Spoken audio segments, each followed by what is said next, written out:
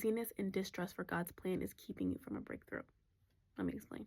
So for the longest time, I felt like the Lord had given me a mouthpiece to share his word on social media. But for whatever reason, whenever I went to post, I felt like I wasn't ready, or I was unqualified, or I didn't know what to say, or I wasn't pretty enough, or not aesthetic enough. But for some reason, when I was praying today for guidance concerning this, he lit a fire under my behind and showed me this verse. I open my Bible up to a random page and it brings me to Isaiah 61:1, which says, "The Spirit of the Sovereign Lord is upon me, for the Lord has anointed me to bring good news to the poor. He has sent me to comfort the brokenhearted and proclaim the captives will be released and prisoners will be freed." It also brought me to 2 Kings 3:11-12, which talks about Elisha, who was a servant to Elijah. But the kings immediately recognized he was his servant because they saw the anointing that was placed on his life. So in case you didn't know, the word anoint means to be rubbed with oil. So basically, you're being chosen, you're being marked as a successor for some sort of position. When I was reading my devotional this morning, it asked me, what do I need to do to start moving my story in the direction of the life story I want to tell?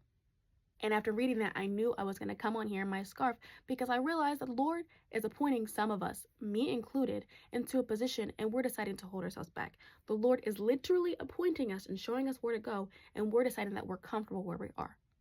The Lord has healed us from certain things, and we're deciding to sit in our ashes. And instead of consuming the word, we're consuming the ashes. You're literally eating up the dead things. And when you start to eat those things, something that tastes nasty, once you start eating it multiple times, it tastes fine. It tastes good. It's what you're used to. The Lord was literally showing me that a lot of us have filled out an application, submitted it to a job. He accepted it, offered us the position. We accepted it and continued to do nothing. We have not showed up for work, not one day. And he keeps calling and calling and calling us, waiting for us to show up, and we have yet to show up. And I don't want to put any fear in your heart, but I will put the fear in the Lord into your mind, into your spirit, because what happens when you don't answer a caller?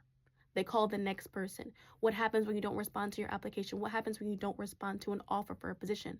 They offer it to the next person because you were being disobedient. So what you and I need to both do is ask the Lord what he's trying to do in our life.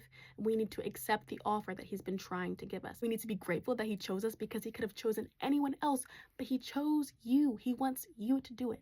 So get up and do it.